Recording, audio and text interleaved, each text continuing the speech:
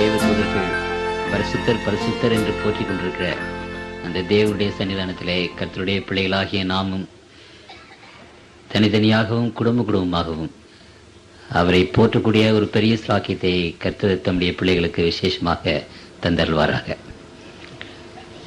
உங்கள் ஒருவரையும் இறைவனுடைய விசேஷமான ஆசீர்வாதத்தினால் நிரப்பும்படி ஆண்டவர் வேண்டிக் கொண்டு என்னுடைய இந்த சொற்பொழிவு உங்கள் மத்தியிலே நான் துவங்குகிறேன்.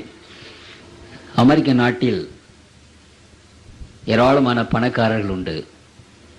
சமீபத்திலே நான் படித்த ஒரு புத்தகத்திலே அந்த நாட்டில் விசேஷமான 8 பணக்காரர்களை குறித்து அந்த புத்தகத்திலே எழுதப்பட்டிருந்தது. இந்த 8 பேர் அமெரிக்க நாட்டின் விசேஷமான பணக்காரர்கள் என்று அல்ல. இவர்கள் பெரும் பணம் ஈட்டினவர்கள், தேவ பக்தர்கள். ஆகையினால்தான் அந்த புத்தகத்தில் இப்படிப்பட்ட 8 பேரை விசேஷமாக பெயர் கொடுத்து எழுதியிருந்தது. ஏனென்றால் அது ஒரு கிறிஸ்தவ பத்திரிகை. ஆகவே தேவ பக்தியுள்ள ஆண்டவரால் ஆசீர்வதிக்கப்பட்ட 8 பேர். அந்த 8 பேருடைய பெயரை நான் வாசிக்கிறேன். முதலாவதாக வில்லியம் கால்கேட். நாம் கால்கேட் பசையை உபயோகிக்கிறோம் அல்லவா, பல்லு விளக்குவதற்கு. வில்லியம் கால்கேட், அவரை பற்றி பின்னாலே நான் சொல்லுகிறேன். அடுத்தபடியாக உங்களுக்கு தெரிந்த ஒருவர் John D Rockefeller. Rockefeller foundation என்று அமெரிக்க நாட்டில் பெரிய ஃபவுண்டேஷன். அது அநேக கோடிக்கணக்கான ரூபாய்களை செலவழிக்கிறது. அந்த ஃபவுண்டேஷன் என்ற அந்த சொசைட்டியிலிருந்து அநேக நாட்டு வாலிப பெண்களை மேல் படிப்புக்கு அனுப்புகிறார்கள். இந்தியாவில் இருந்து அநேக மக்கள் அந்த ராக்ஃபெல்லர் ஃபவுண்டேஷன் மூலமாக அங்கு போயிருக்கிறார்கள்.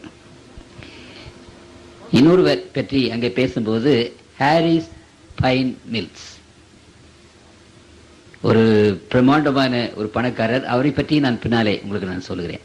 ஹாரிஸ் பைன் மில்ஸ் அமெரிக்காவிலேயே விசேஷமான ஒரு பணக்காரர் அவர். பின்பு நாம் பார்க்கும்போது வில்லியம் ரிங்க்லி என்று சொல்லப்பட்ட ஒரு பெரிய ஒரு செல்வந்தர். அவர்தான் முதலாவதாக இந்த சூயிங் கம், நாம் எல்லாரும் சூயிங் கம் சாப்பிடுகிறோம் அல்லவா, அதை கண்டுபிடித்தவர்.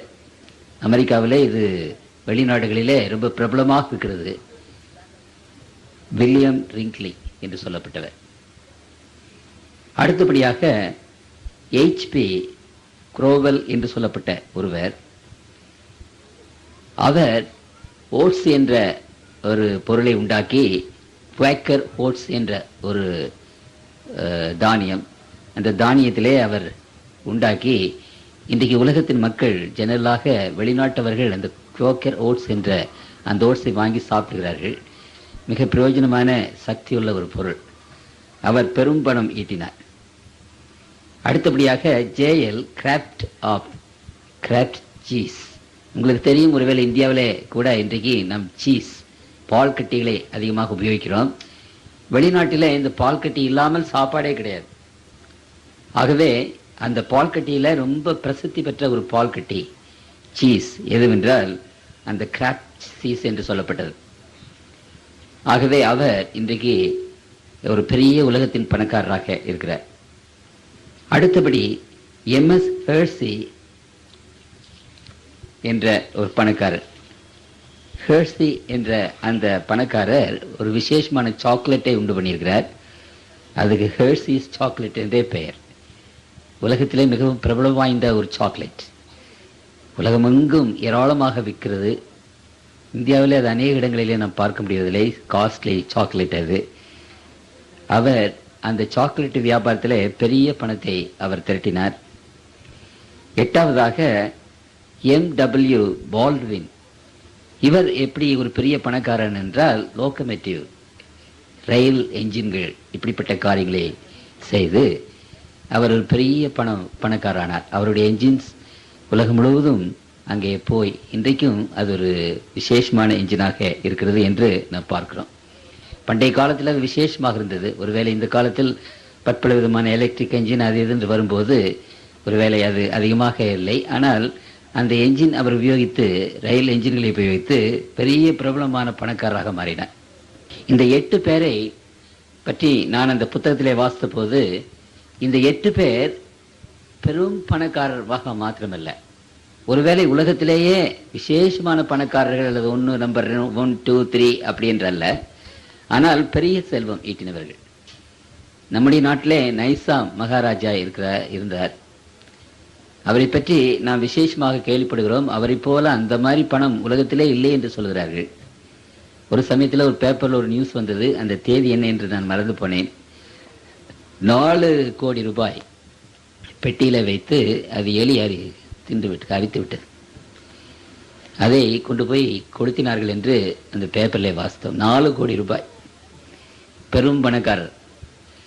இப்படி உலகத்தில் ஏராளமான பணக்காரர்கள் இருக்கார்கள். ஆனால் கர்த்தருடைய பிள்ளைகளுக்கு முன்பாக இந்த 8 பணக்காரரை உங்கள் மத்தியில் நான் வைக்கிறேன். ஏன் இந்த 8 பேர் எப்படி பெரும் பணக்காரர்கள் ஆனார்கள்? அது ஒரு விசேஷமான ஒரு கொள்கை, ஒரு ரகசியம்.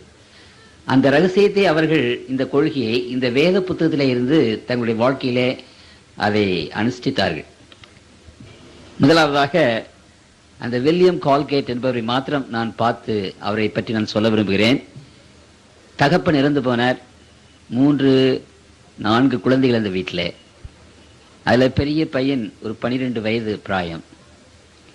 அந்த பையனுடைய பெயர் தான் வில்லியம்.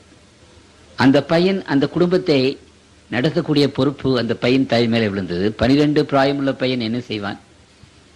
ஆகவே அவன் சோப்பு, பவுடர், சீப்பு என்று இந்த மாதிரி காரியங்களை வைத்து தலையிலே சுமந்து கொண்டு தெரு தெருவாக விற்றான். விற்று அதில் வருகிற வரும்படியை வைத்து கொண்டு ஏதோ கஞ்சியோ கூலோ குடித்து தன்னுடைய குடும்பத்தை நடத்தி வந்தார். ஒரு சமயத்தில் அவர் நியூயார்க் பட்டணத்திலே வசித்தார். ஒரு சமயத்தில் இந்த நியூயார்க்கிலே கப்பல்கள் ஏராளமாக வருகின்றன, அண்டை நாட்டு கப்பல்கள். அந்த கப்பல்லே போய் வியாபாரம் செய்தால் என்ன செய்வது என்று அவன் யோசித்தான். ஆகவே அங்கு போய் அவன் ஒரு கிறிஸ்துவ பையன் ஜெபத்தோடு அங்கே போனான். ஒரு அன்பான ஒரு மாலுமியை, ஒரு கேப்டனை அவர் பார்த்தார். அந்த பையன் பார்த்தான். அந்த கேப்டன் இடத்திலே போய் தன்னுடைய காரியங்களை சொன்னான். என்னுடைய குடும்பத்தை காப்பாற்ற வேண்டிய பொறுப்பு என்னிடத்தில் இருக்கிறது ஐயா. இந்த கப்பலுக்குள்ளாக போய் என்னுடைய பொருளை விற்பதற்கு நீங்கள் எனக்கு உத்தரவு கொடுக்க வேண்டும் என்று அவன் கெஞ்சி கேட்டான். அந்த கேப்டன் மனதிறங்கி, அவனை பார்த்து மனதிறங்கி சரி என்று ஒப்புதல் கொடுத்தார். அந்த சிறு பையன் அந்த கப்பலுக்குள்ளே போய் அந்த ஜனங்கள் மத்தியிலே போய் பேசி அந்த ஜாமான்களை விற்கிற காரியங்களை அந்த கேப்டன் பார்த்து கொண்டிருந்தார். கடுமையாக வேலை செய்தான். மத்தியானம் சாப்பிடல, சாயந்தரம் வரைக்கும் அந்த கப்பலில் இருந்து தன்னுடைய பொருள்களை விற்றான். நல்ல ஒரு வருமானம் கிடைத்தது. அவன் சந்தோஷத்தோடு திரும்புகிற வேலையில கேப்டன் அவனை கூப்பிட்டான். இங்கே வா தம்பி என்று சொல்லி அந்த பையனை தட்டி கொடுத்து, ரொம்ப சிரமப்பட்டு வேலை செய்கிறாய், கஷ்டப்பட்டு வேலை செய்கிறாய், பாரத்தோடு வேலை செய்கிறாய், உன்னை எனக்கு ரொம்ப பிடித்திருக்கிறது, நீ வா, நான் உனக்காக ஒரு ஜெபம் செய்ய போகிறேன் என்று சொல்லி அவரை கூட்டிக் கொண்டு போனார். தன்னுடைய கேபின்ல அவர் போய் அந்த பையனோடு முழங்கால் படியிட்டு, அந்த கேப்டன் அந்த பையனை பார்த்து சொன்னார், நீ நன்றாக பணம் சம்பாதிக்க வேண்டும், உன்னுடைய குடும்பத்தை நன்றாக கவனிக்க வேண்டும் என்று விரும்பினால் நான் உனக்கு ஒரு ஆலோசனை சொல்கிறேன். அந்த ஆலோசனை என்னுடைய ஆலோசனை அல்ல, திருமறையில இருக்கிற ஒரு ஆலோசனை. அந்த ஆலோசனையை நான் சொல்லும்போது நீ அதை கேட்டு அதற்கு கீழ்ப்படிந்து அப்படியே செய்வேன் என்று நீ ஒப்பு கொடுத்தாயானால் நிச்சயமாக ஆண்டவர் உன்னை ஆசீர்வதிப்பார் என்று அவனிடத்தில் சொல்லி, அந்த ஆலோசனையை அவர் வேதத்தில் இருந்து வாசித்து அதற்கு நீ கீழ்ப்படுகிறாயே என்று கேட்டு அந்த வாலிபன் நான் அதே விதமாக செய்வேன் என்று அந்த சிறுவன் ஒப்பு கொடுத்தான். அந்த கேப்டன் அவனுக்காக ஜெபித்தார். ஜெபித்த பிற்போது அந்த வாலிபன், அந்த சிறு பையன் வெளியே வந்தான். தன்னுடைய வியாபாரத்தை தொடர்ந்து நடத்தினான். அந்த வேத புத்தகத்திலே அந்த கேப்டன் சொன்ன அந்த ஆலோசனையின்படி அவன் நடந்தான். சீக்கிரமாக ஒரு கடை வைத்தான். ஆண்டவர் அவனுடைய ஆசீர்வாதத்தை கொடுத்தார். நியூயார்க்கிலே அநேக இடங்களிலே கடை வைத்தான். சில வருஷங்களுக்குள்ளாக அந்த நியூயார்க் பட்டணத்தில் ஏராளமான கடைகள், அப்புறம் அமெரிக்க நாட்டின் மற்ற இடங்களிலே கடைகள் வைக்க ஆரம்பித்தார். சில வருஷங்களுக்குள்ளாக, ஒரு 6 வருஷங்களுக்குள்ளாக அமெரிக்கா நாடு முழுவதும் அவனுடைய கடை அங்கே இயங்க ஆரம்பித்தது. ஏராளமான வருமானம் வந்தது. அப்பொழுது அவன் சொன்னான், ஆண்டவரே, இவ்வளவு தூரம் என்னை ஆசீர்வதித்திருக்கிறீரே என்று சொல்லி அவன் தேவனுக்கென்று இன்னும் அதிகமாக கொடுக்க ஆரம்பித்தான். அவனுடைய கடைகள் அமெரிக்காவிலே மாத்திரமல்ல ஐரோப்பாவிலும் பரவ ஆரம்பித்தன. சில வருஷங்களுக்குள்ளாக ஐரோப்பா முழுவதும் அவனுடைய வியாபாரம் செழித்து வளர்ந்தது. பெரிய ஆசீர்வாதம் வந்தவுடனே அவன் இன்னும் ஆண்டவருக்கு அதிகமாக கொடுக்க ஆரம்பித்தான்.